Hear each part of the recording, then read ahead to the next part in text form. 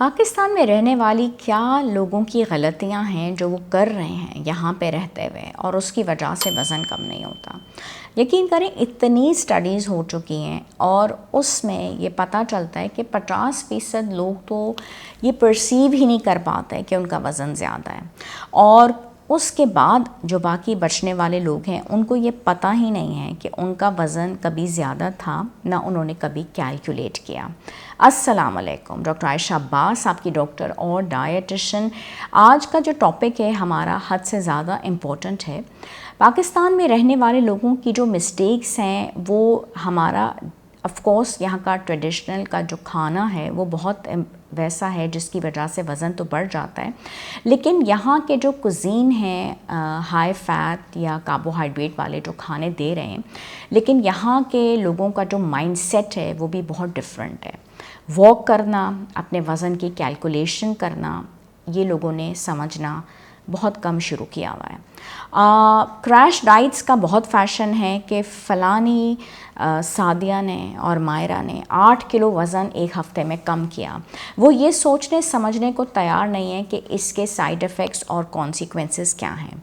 मैंने अपने 20 साला प्रोफेशनल करियर में ना ऐसे डाइट प्लान किसी को दिए हैं, ना मैं ये प्रैक्टिस करती हूँ कि आप एक हफ़्ते में 8 किलो वज़न कम करें, क्योंकि उसके बाद जो आपका मसल लॉस होगा और वो वज़न जो आपका डबल होके वापस आएगा उसका कोई फ़ायदा नहीं है। वज़न ऐसा कम होना चाहिए जो कि प्रैक्टिकल हो और जो सस्टेन करे और उसका कोई नुकसान ना हो और मसल लॉस भी ना हो।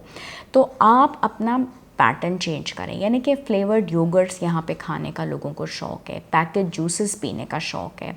उसके बाद ट्रांस फैट्स के बारे में लोगों को पता नहीं है, जो कि समोसों के अंदर और बाकर खानियों के अंदर मिल रही हैं, और वो किस तरह कितनी तेज़ी से हार्ट अटैक्स की तरफ लोगों को लेके जाते हैं। प्लस यहाँ पानी पीने का सिस्टम नहीं है। जो कैलकुलेशन हुई है उसमें पता चलता है कि एवरेज पाकिस्तानी एक दिन में 5 या 7 ग्लास से ज़्यादा पानी ही नहीं पीता, और उससे भी कम तो 2-3 ग्लास है जब हम हिस्ट्री ले रहे होते हैं। पानी पीने के बारे में बात हो रही है, खाने से पहले पीना तो उसकी सोच ही नहीं है। फिज़िकल एक्टिविटी इज़ ओवरलुक्ड, ठीक है, और एक्सरसाइज करने के बारे में कोई सोच ही नहीं है। स्ट्रेस यहाँ पे बहुत ज़्यादा है। उसके अलावा सोने के बारे में भी सोचना नहीं है, इसलिए क्योंकि स्क्रीन टाइम जो है वो भी बहुत ज़्यादा है। मील स्किप करने का फैशन आ गया कि मील सारे छोड़ दो, लेकिन रात वाला मील जो कि शायद छोड़ ही देना चाहिए वो नहीं छोड़ना, और वो वाले मील जो नहीं छोड़ने चाहिए वो वाले छोड़ने। तो सब कुछ उल्टा पुल्टा है यहाँ पे, और खाने का फोकस बहुत ज़्यादा है। सारी ये चीज़ें आपस में मिक्सड अप हुई हुई हैं, जिसकी वजह से मेटाबॉलिज्म बहुत ज़्यादा स्लो है। प्रोटीन सबसे ज़्यादा खाना चाहिए और कार्ब्स और फैट सबसे ज़्यादा खाए जा रहे हैं, तो ये सब चीज़ें मैनेज होंगी। प्रोटीन एसेंशियल है आपकी सैटिस्फैक्शन के लिए, आपके मसल के लिए, और फाइबर। 2 चीज़ें जहन में रख लें, protein fibre, protein fibre. Protein essential हो गया और फाइबर डाइजेशन करेगा, तो आपकी तो शुरुआत ही इसी के साथ हो। लेकिन कहा यह जा रहा है कि आप ब्रेकफास्ट छोड़ दें। उसके बाद दालें हैं और आप चिकपीस हैं या आप प्रोटीन्स के लिए यूज़ कर सकते हैं। ज़रूरी नहीं है कि आपको इस महंगाई के ज़माने में गोश्त ही लेके आना है।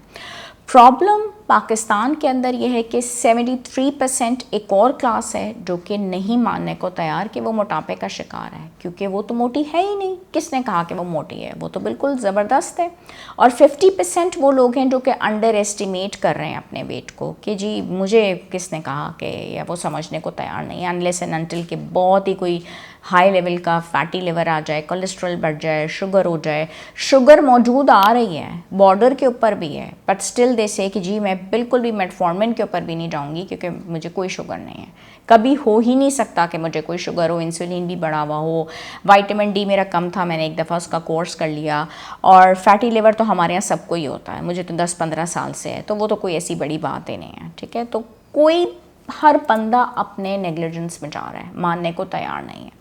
BMI कैलकुलेट करना ऐप है मोबाइल के अंदर, वो आपका घर बैठे मोबाइल कैलकुलेट करने का, weight in kg divided by height in metre square. Height ही मालूम नहीं है, मालूम ही नहीं है। शायद मेरी हाइट 5 है, शायद मेरी हाइट 6 है। कैसे 6 है?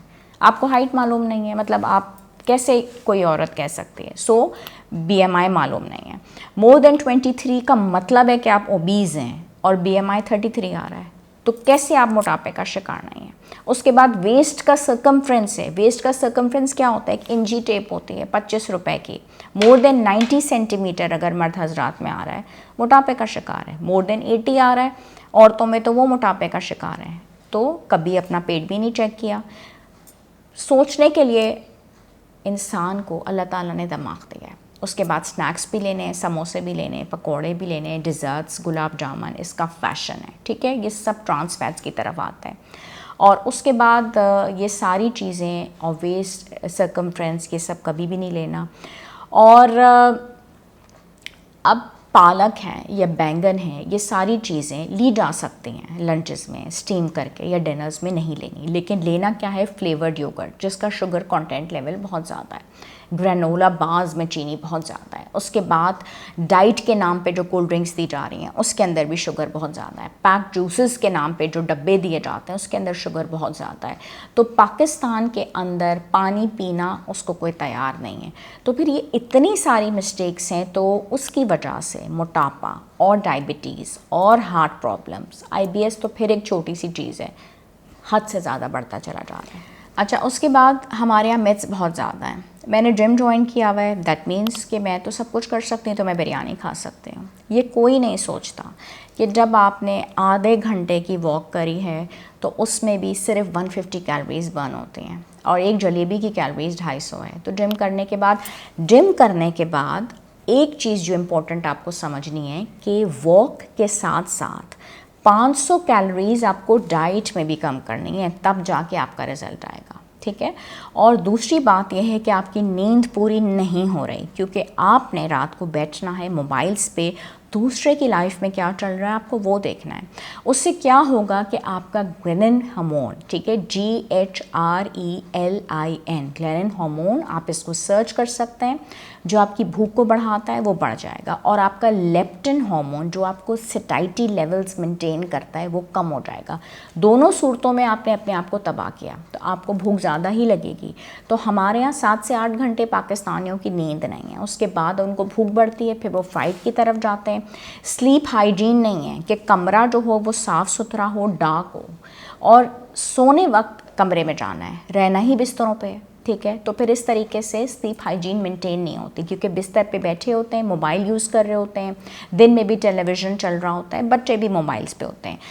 बेस्ट जो टेक्निक होती है लाइफ की वो ये होती है कि बच्चों के साथ आप बाहर हों, फैमिली टाइम आप इंजॉय करें, और सोने के लिए जो है आप बच्चों के साथ, और जिस तरीके से साफ़ सुथरा कमरा हो और स्लीप हाइजीन मेंटेन्ड हो। लेकिन ये चीज़ें नहीं होती। फिर स्ट्रेस की रिडक्शन का कॉन्सेप्ट नहीं है, स्ट्रेस का मालूम ही नहीं है। छोटी मोटी परेशानी है डॉक्टर आयशा मुझे, और फिर वो तो सबको ही होती है, लेकिन वो छोटी मोटी परेशानी भी करते करते एक दरिया के जितनी हो जाती है। तो उसके ऊपर काम नहीं करना। अगर वो छोटी मोटी भी है तो है, लेकिन उसके ऊपर काम करने की ज़रूरत है, उसको कम करने की ज़रूरत है। 1300 से 1500 किलो कैलोरीज़ पे जाने की ज़रूरत है। ये सारी चीज़ों पे काम होता है, इनका एक प्लान बनता है। अगर ब्रेकफास्ट में 2 अंडे हैं और लंच के अंदर आपने सैलड ले लिया और दाल का सूप ले लिया और डिनर में आपने ग्रिल्ड प्रोटीन ले लिया, दैट्स मोर देन इनफ। इसमें आप सैलड और सूप ऐड कर लें, फल ऐड कर लें। लेकिन हाँ, डेफिनेटली हर इंसान का एक प्लान डिफरेंट होता है, बट क्या है कि ये सोचना कि मैं सिर्फ एक ग्रिल्ड चिकन ले लूँ और चिकपीस ले लूँ और सैलड ले लूँ और नहीं, कैलकुलेट कर लूँ BMI, नहीं, वेस्ट सर्कमफ्रेंस कर लूँ, नहीं। तो अगर इतना मज़े का टॉपिक है कि यकीन करें मैं 20 साल से इस टॉपिक पे बात कर रही हूँ, और अभी मज़ीद 20 साल भी अगर आप मुझे यहाँ बिठा दें तो शायद मैं बोलती चली जाऊँ। लेकिन डेफिनेटली मिस्टेक्स होती हैं, इंसान ख़ताओं का और गलतियों का पुतला है, और शायद मैंने इसी डिग्री के अंदर ये सारी अपनी क्वालिफ़िकेशन की भी है कि मैं सब लोगों को गाइड कर सकूं, रास्ता दिखा सकूं, और अल्लाह ताला हम सबको अच्छा रास्ता दिखाए। बहुत शुक्रिया, दुआओं में याद रखिएगा। अल्लाह हाफ़िज़।